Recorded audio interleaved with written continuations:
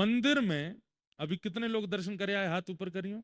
सभी करे आए लगभग? आप बता सकते हैं हमें कौन कौन है मंदिर में? पता ही नहीं होगी, चलो हम बताते हैं। एक तो बद्री विशाल भगवान का दर्शन ऐसा है कि बाहर आते ही व्यक्ति भूल जाता है क्या देख, मुकुट ही मुकुट याद रहता है बस। मध्य में जो विराजमान है, स्वर्ण मुकुट के बिल्कुल मध्य में, वहां पर तपस्वी भेष में भगवान नारायण विराजमान है, तप कर रहे हैं। और तप भी कैसे कर रहे हैं? एक कूले पर बैठे हैं। इतना इतना भयानक तप कर रहे हैं ठाकुर जी, ऐसे बैठे।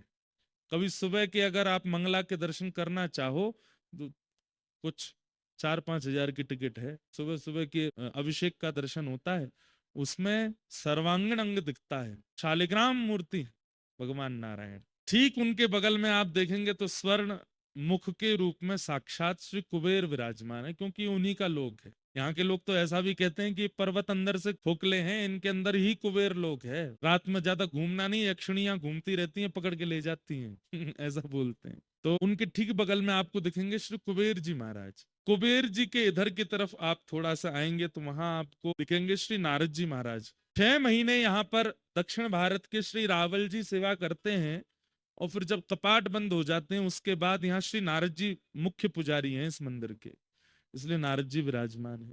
इधर की तरफ जब आप आओगे तो आगे की ओर गरुण जी विराजमान है, और पीछे हमारे भक्तों के अग्रगण्य श्री उद्धव जी महाराज और हम ब्रजवासियों के अति प्रिय उद्धव जी महाराज बैठे हैं ठीक बिल्कुल। और इधर की तरफ देखेंगे तो दो मूर्ति आपको दिखाई देंगी, वही नर नारायण भगवान।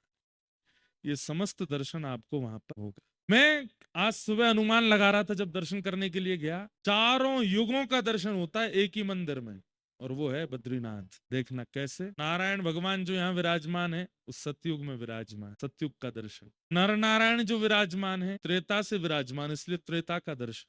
द्वापर में श्री उद्धव जी महाराज यहाँ पर आए, उद्धव जी को जब देखते हैं द्वापर का दर्शन। और कलिकाल में यहाँ पर नित्य श्री नारद जी आते हैं, या फिर इसमें ऐसा कह लीजिए कि भगवान के स्वधाम गमन के बाद कलयुग प्रारंभ जी का दर्शन, द्वापर का दर्शन।